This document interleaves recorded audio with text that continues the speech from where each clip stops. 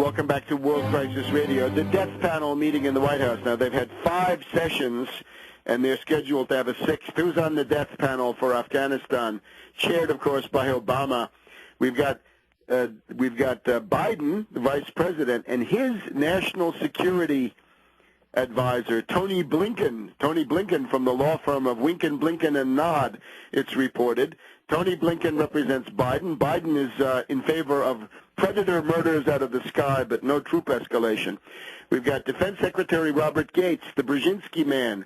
We've got White House Press Secretary Robert Gibbs, Foreign Policy Aide Douglas Lute, Chairman of the Joint Chiefs Admiral Mike Mullen, Deputy National Security Advisor Dennis McDonough, another in the same class, Mark Lippert, another Thomas E. Donlin, all Deputy National Security Advisors, White House Counterterror Advisor John O. Brennan from the CIA, UN Ambassador Susan Rice, the warmonger, National Intelligence Director or czar Dennis Blair, Hillary Clinton Secretary of State, White House Chief of Staff Rambozo Emanuel, National Security Advisor James L. Jones, Leon Panetta from the CIA, Special Czar for Afghanistan, Pakistan, Holbrooke, Central Command, David Petraeus. So they're deciding, and we're now about 76 days into this process.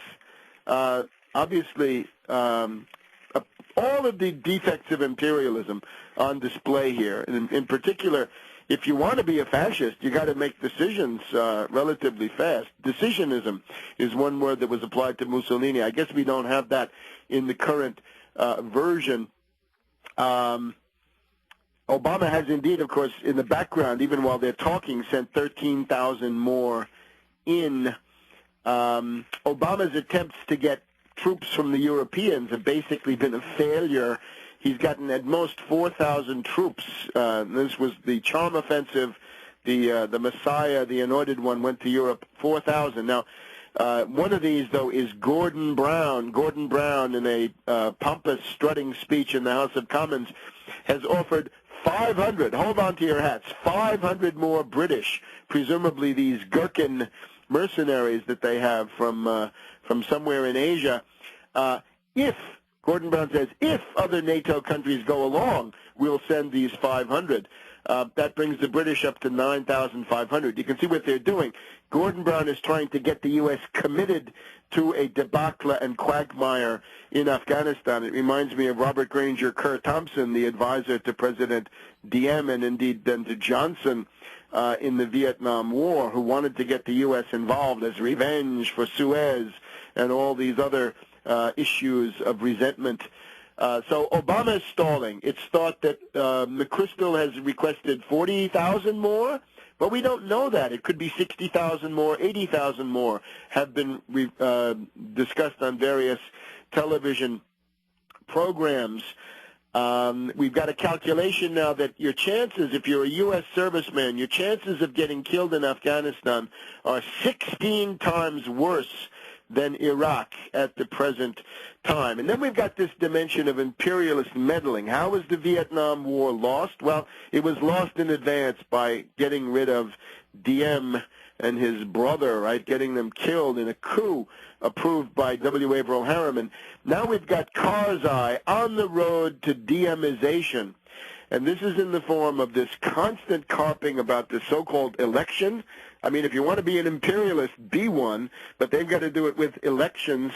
So they say that Peter Galbraith was right. There was widespread fraud, and his boss at the UN was wrong. That guy, a Scandinavian, has got to, he's had to go to Canossa and say that, yes, there was terrible fraud. So there's now going to be a second round, more instability, more chaos, and so forth. Related stories. Hillary Clinton went to Moscow trying to rope the Russians, to dupe the Russians into participating in increased sanctions, a new round of sanctions against Iran, and they have said no, not at this time, meaning no. That's from Putin and from Lavrov. Russian diplomacy. Russians are worried now. The U.S. is talking to the Ukraine about sites for ABM radar. That's dangerous. U.S. Patriot missiles. This is a sop for the Poles after Obama announced that he wouldn't be putting the ABMs into Poland. A Patriot missile battalion arrives in Poland early in 2010, early next year. Russian diplomacy very active. Putin has received the visit of the Sultan of Brunei, who used to be a complete U.S. puppet, actually a puppet of even Oliver North back in the day. Putin has been in China, coming back with $3.5 billion in concrete economic deals and also various kinds of strategic discussions, to be sure. And we're also in the aftermath of intensive diplomacy between Russia and Venezuela. So this is all going on. Washington Post attacks Berlusconi. Oh, on October 13th, Anne Applebaum, whose usual specialty is anti-Russian editorial screeds, attacks La Dolce Berlusconi. Well, bad Italian grammar and bad idea. This is all the idea that Berlusconi is an unspeakable scandal. In the middle of it, though, she lets the cat out of the bag. Much like Berlusconi's friend, Vladimir Putin, Berlusconi doesn't try to exert influence over all the media, just over the media that reach the majority, in other words, television. So the issue with Berlusconi remains that he is the most engaged with Russia. He's part of the South Stream pipeline, which the U.S. and the British wish to sabotage. The Washington Post, in this case, joining in on that entire thing. Now, if you want to influence the decisions being made by Obama, and this is very secret, compared to Bush, when Bush was discussing the surge, there were various plans competing. We had Field Marshal Kagan from the American Enterprise Institute coming up with the plan.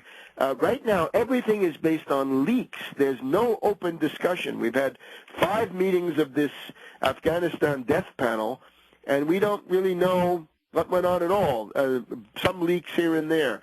So various groups in various parts of the U.S. have called demonstrations for October 17th. So go out and join in those demonstrations where you are. Don't let this debate take place in a vacuum. Arianna Huffington says that Biden should resign. An interesting idea, a novel idea. It used to be that if you were cabinet secretary, a minister in a government, and you recommended the policy, and the other ministers, prime minister, wouldn't go along, or the president, you would say, well, in that case, I quit. In other words, a matter of principle. Now, Biden says he's against the massive escalation of U.S. forces into Afghanistan. Great. If you believe that, Biden, you should take a stand, and then if Obama goes ahead and sends more troops, you should quit. We got, just to remind us of the hypocrisy, Colin Powell, once again in the news, and it turns out that he tells us that, of course, he was against all these terrible things all along, all the terrible things done by Bush. He didn't agree with it. He's sorry he went to the UN and lied to the world.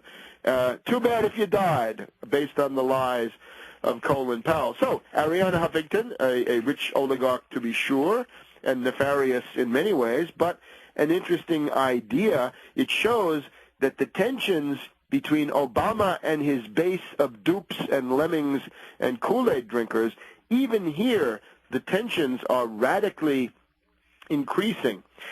Finally, watch out for anarchists. Anarchists are police agents, anarchists, in this case, NATO agents. The city of Poitiers in France have been visited by a roving band of anarchists who have smashed windows, destroyed businesses, smashed cars, burned cars, and other things. This is another lesson to people that in the time of increasing protests, watch out for anarchist provocateurs. They're on the NATO payroll. So we will be back with you next week on World Crisis Radio.